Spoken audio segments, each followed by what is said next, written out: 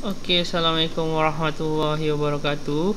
So untuk video kali ni saya nak tunjukkan cara bagaimana kita nak aktifkan access door yang baru, yang setelah kita dah pasang access door, dah cucuk network, dah on kan dia.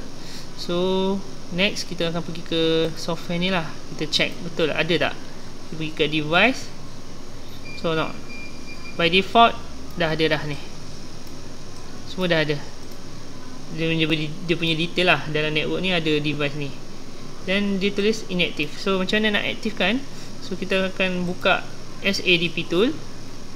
Nampak kat sini dia tulis inactive juga. Klik sini, kita aktifkan. Kita masukkan password.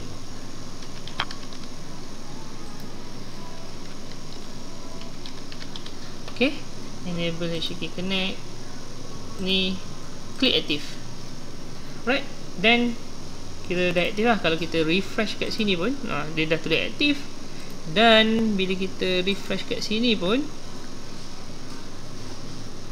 dah tulis aktif. Kat mana sini dah tulis aktif. Alright. Okay, itu saja video kali ini. Sekian, terima kasih.